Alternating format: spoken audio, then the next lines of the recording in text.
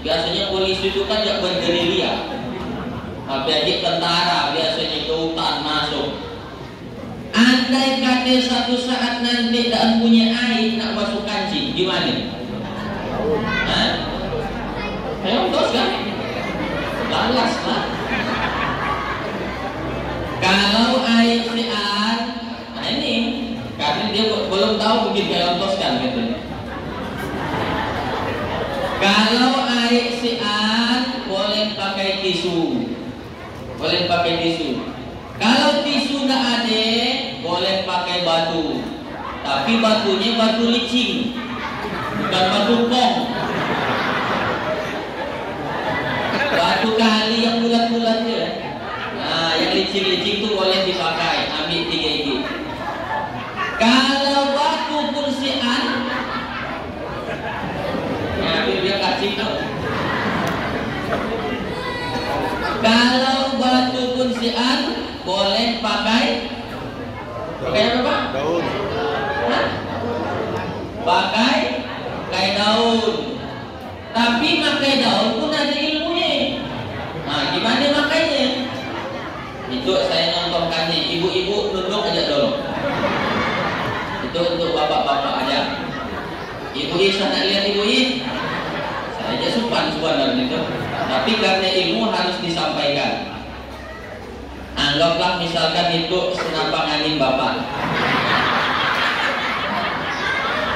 Umpamanya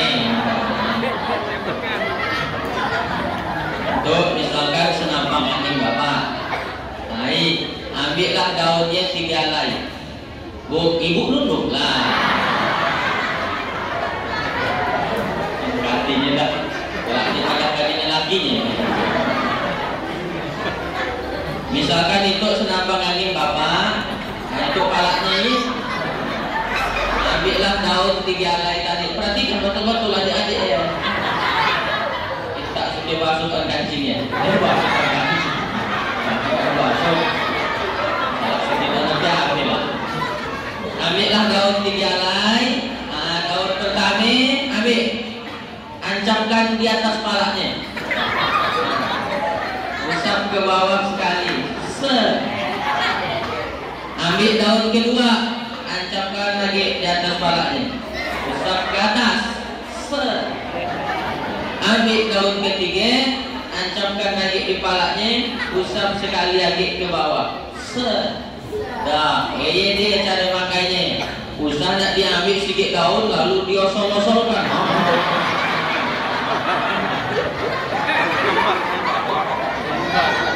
Dia makin kotor. Ilmu ya. Jangan sampai nak basuh kancing karena tak sah nanti wudunya.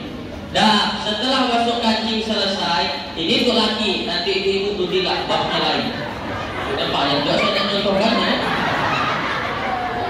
Boleh tak? Nanti di ruangan khusus lah, ruangan ICU. Kemudian setelah kita basuh kancing, ada namanya wudhu. Kan kita berwudhu. Dah. Nampak kita tawaknya.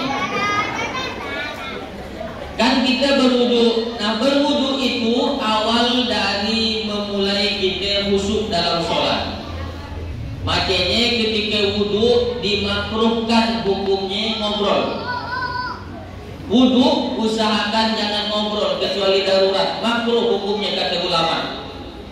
Itulah dari awal kita mulai khusyuk sholat. Makanya hati-hati khusyuk kita berwudhu. Jangan wudhu sambil ngobrol.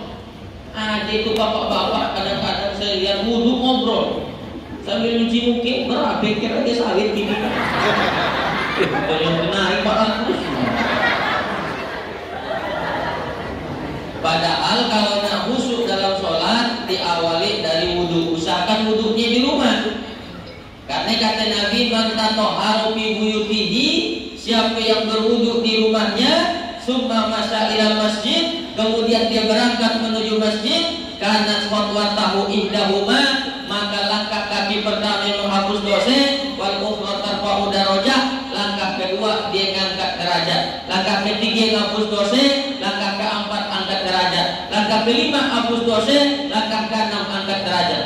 hapus dosa yang angkat derajat, hapus dosa yang angkat derajat, hapus dosa yang angkat derajat. Langkah kaki Allah hitung. Kayak setiap barang benda yang kita lewati menuju masjid, kelak di akhirat akan jadi saksi di hadapan Allah Subhanahu wa taala. Bapak pagi ke masjid, apa yang dilewati?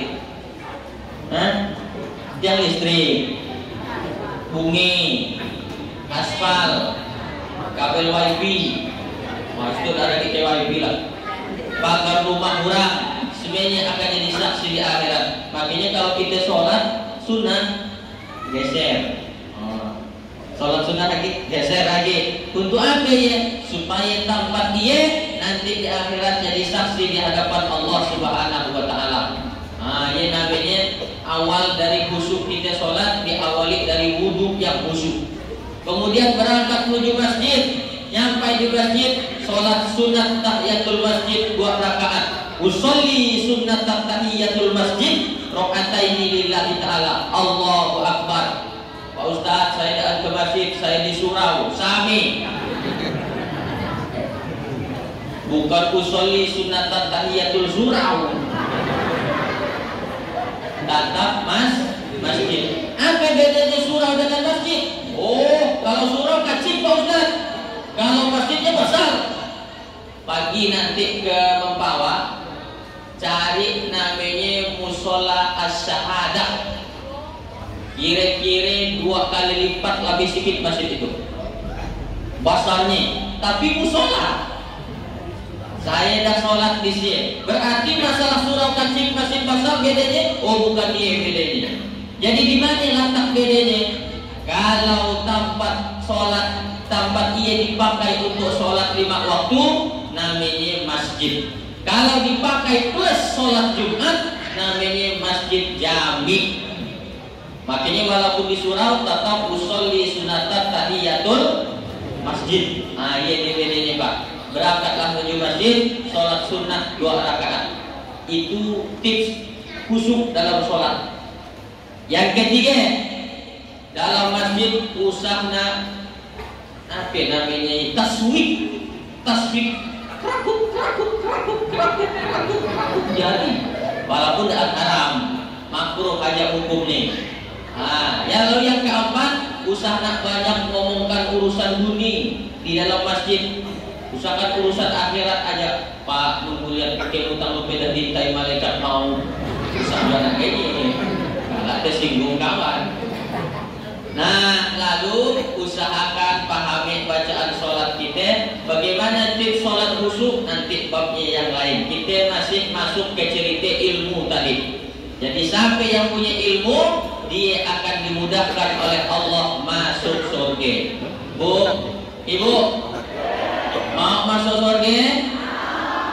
Maka jangan berhenti kita menuntut ilmu. Makanya Ali bin Abi Thalib kalau ditanya orang, wahai Ali, ya, kau kalau disuruh milih antara milih ilmu atau harta, kau milih ilmu atau harta?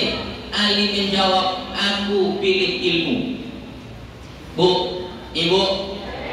Ibu kalau disuruh milih antara milih HP atau kitab, Ibu pilih HP atau kitab?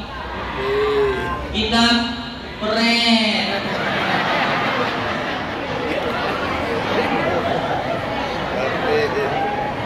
Tahu ke Ibu macamnya?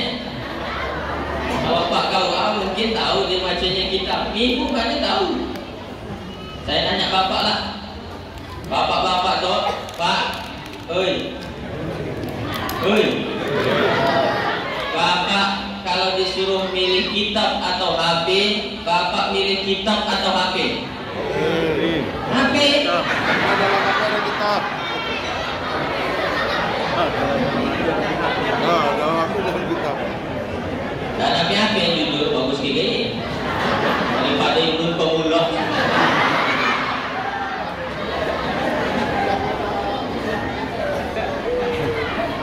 Tapi kata Ali, aku lebih milih ilmu daripada harta. Kenapa kau pilih ilmu? Satu, dengan ilmu aku bisa nyari harta.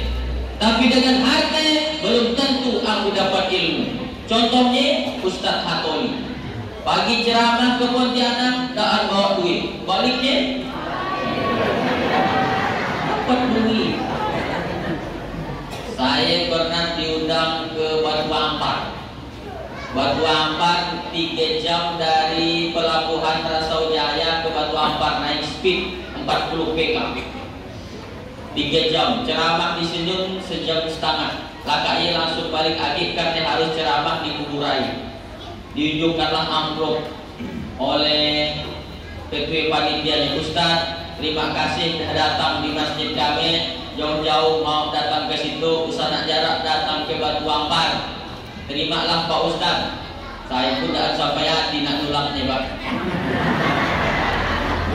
Amplopnya warna coklat, tambah Pak. Inilah kata saya, makasih, insya Allah tak jarak, mudah-mudahan panjang umur bisa dijumpai lagi datang ke Batu Ampar tuh. Saya ambillah, saya pocek, saya masukkan ke dalam tas. Nah, nyampe di rumah baru saya buka palan-palan, takut ada yang koyak. Saya buka, saya hitung, isinya 5 juta di Batu Ampar.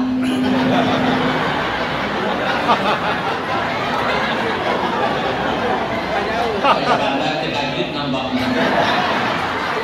Itu aja saya cerita di Batu Ampar. Rumah turun udara setipis harapannya.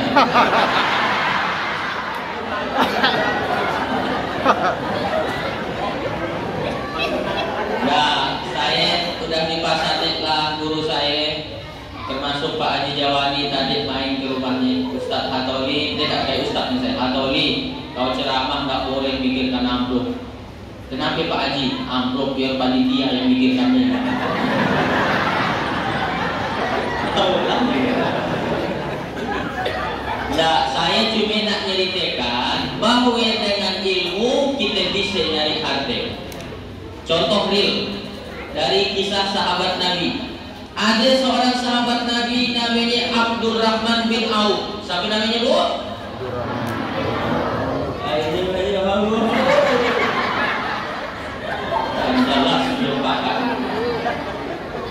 Ketika Nabi hijrah dari Makkah ke Madinah, itu kan bawa tangan kosong, Pak. Baju-baju di badan ini, tidak ada bawa harta sama sekali, tinggal. Semuanya tinggal. Tapi Abdurrahman bin Auf seorang bisnismen. Begitu nyampe di Madinah karena tawarik dia oleh Abu Musa Al-Ansari. Sahabatku dari Makkah, Abdurrahman bin Auf, usana khawatir lapar di Madinah. Kambingku ada 4, kau pakai 2, aku 2. Saudaraku dari Makkah, tidak usah takut terlantar di Madinah. Rumahku kamarnya ada 4, kau pakai 2, aku 2. Sahabatku dari Makkah yang lebih hebat lagi, gak usah khawatir dengan begini di situ. Biniku 4. Kau pilih mana yang paling kau suka, ku caraikan dia kalau kau nikah dengan dia. Di Singkawang ada kita belum lagi. Munanya surga jaminannya, Bu. Bu mau ke masuk surga tanpa hisab. Izinkan lakinya kawin lagi. Pak Ustadz kan masuk surga tanpa tuh disuruh laki bini lagi. Masih banyak jalan lain nak masuk surga. Memang jalan lain banyak, tapi macet sebenarnya. Poligami itu tol langsung. Kalau mau. Kan undang-undangnya ada. Undang-undang nomor 1 tahun 1974 tentang perkawinan, pasal 5, pasal 4, pasal 5. Seorang suami apabila ingin menikah lebih dari 1 orang, maka hendaklah izin pada istri pertama.